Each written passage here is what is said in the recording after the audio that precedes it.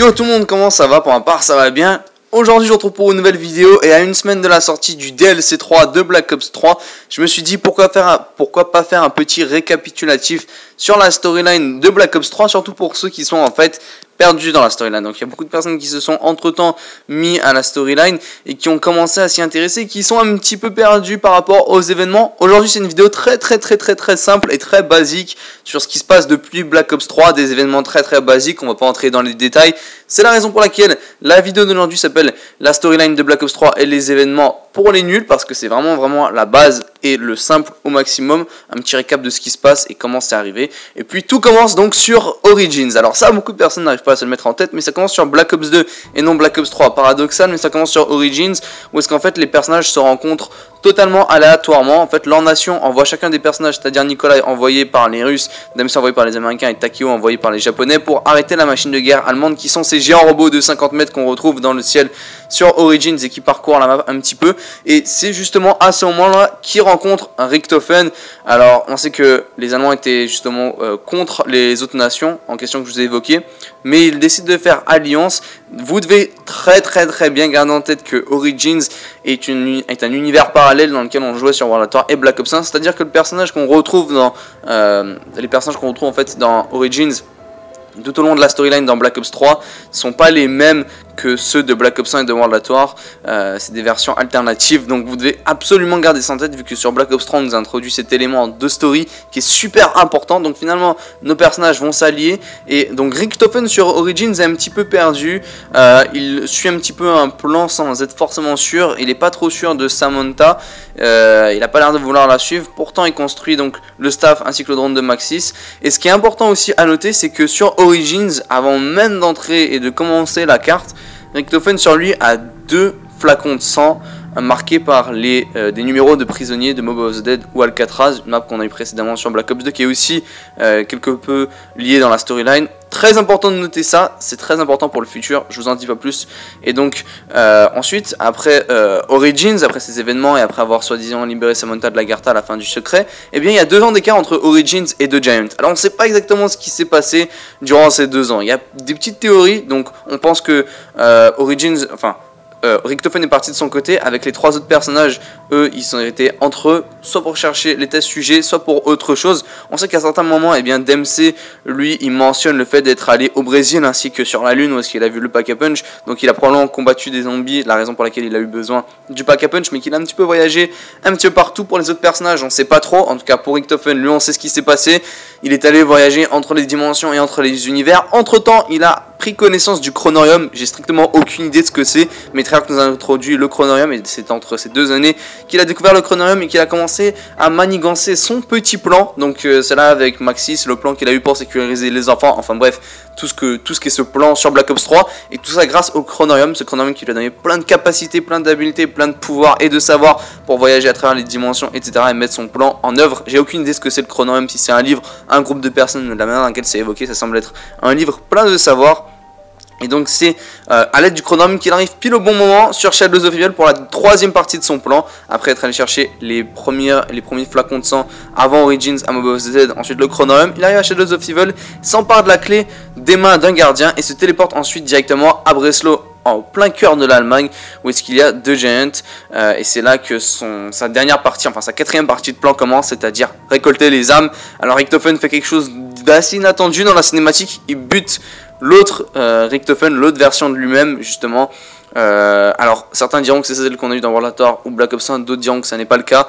Ça reste à débattre pour le moment et on n'est pas vraiment sûr. Donc il tue son double afin de modifier les événements qui se sont passés dans Black Ops 1 et il les ramasse dans la clé d'invocation. Ça, nos personnages ne le savent pas encore, bien évidemment nous on le sait vu que Richtofen nous le raconte un petit peu plus tard. C'est la raison pour laquelle il se penche dessus. Lorsqu'il est à The Giant, il va activer un beacon Richtofen qui va lui permettre d'ouvrir un portail pour entrer en contact avec Maxis.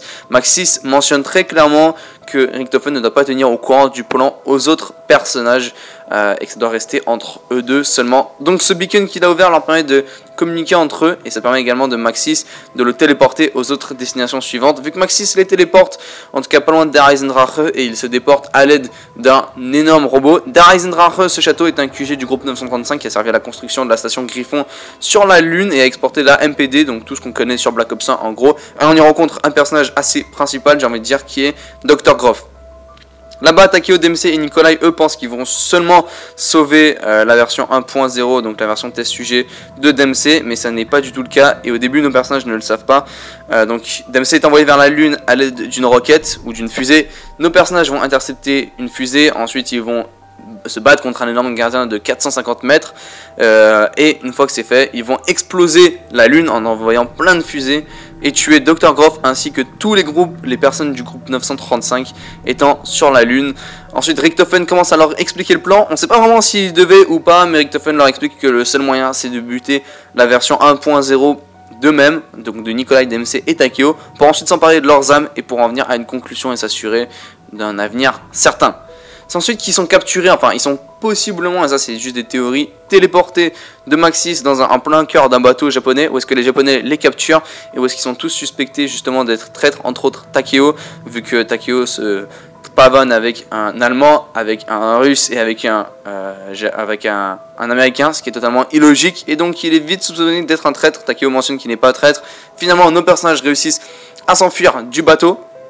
Lorsqu'ils se sont enfuis du bateau, ils vont à l'île en question, qui est Zetsubu no Shima, la deuxième destination.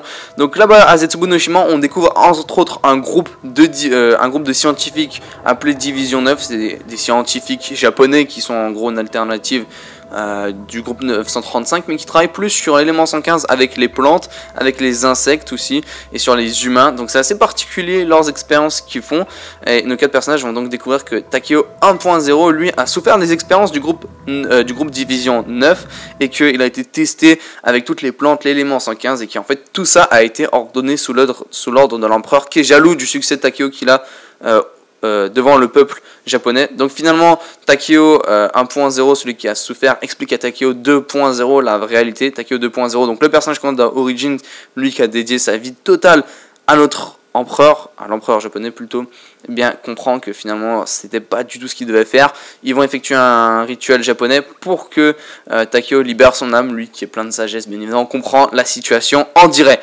Donc voilà, à la fin du secret de Zetsubu no Shima, ce qui se passe, c'est qu'il y a une petite cinématique de quelques secondes où est-ce que tout est blanc. Alors dans cette cinématique dans quelques secondes, ils sont allés faire une série d'étapes et une série d'événements, comme l'appelle Richtofen, ou une chaîne d'événements, où est-ce qu'ils sont allés faire plusieurs choses. On ne sait pas vraiment ce que c'est. Ce qu'on peut un petit peu douter, en tout cas moi ce que je doute, bien évidemment, c'est qu'ils sont allés chercher les flacons de sang. Donc tous les personnages sont revenus avec 2 flacons de sang. Richtofen en avait bien évidemment 2. Après on ne sait pas où est-ce qu'ils se sont téléportés. Certaines personnes pensaient que ça allait être ça DLC 3, c'est pas ça du tout. Ils l'ont fait durant cette cinématique. N'oublie pas que Richtofen maîtrise temps et espace, ce qui lui a permis donc devant nous, dans le secret, cette petite cinématique a duré 2 secondes, mais pour Richtofen peut-être qu'ils sont partis 2 journées, 2 ans, 2 mois, ils sont partis peut-être super longtemps, et donc ce sang, il l'appelle l'assurance en cas de problème. On ne sait jamais ce qui peut se passer, justement, vu que soi-disant Maxis a un secret, et Richtofen est au courant de ce secret, et ce sang serait justement pour parer ce secret. Pour le DLC 3, bien évidemment, ils iront en Russie à Gorod Krovi. Normalement, ils vont aller chercher l'âme de Nikolai, bien évidemment. Et on devrait avoir des réponses sur plusieurs choses, entre autres l'utilité des flacons de sang, les âmes récoltées, à quoi elles vont servir, la localisation du DLC 4, et éventuellement Samantha et Maxis. Eux, on n'a pas vraiment eu de trace de ces personnages pourtant clés dans World at War et Black Ops 1 et même Black Ops 2. On n'a aucune idée où est-ce qu'ils sont sur Black Ops 3. Normalement, dans la storyline de base, ils ont été téléportés sur la Lune, en tout cas Samantha, et là c'est pas le cas, on dirait, dans cette storyline, vu qu'en plus la Lune explose. Quant au DLC 4, il est censé apporter la conclusion à la plupart de nos réponses. On va ensuite comprendre qui est M, qui est ce fameux personnage évoqué dans certaines lettres, et aussi comprendre qui est Dr. Monty, lui qui est à la base des Gobblegum et possiblement les atouts, enfin très possiblement. On ne connaît pas vraiment la localisation de ce DLC 4, néanmoins l'objectif de ce DLC 4, c'est de répondre à la plus grande question de la communauté zombie depuis super longtemps, la cinématique de secret de Origins et à quoi elle correspond.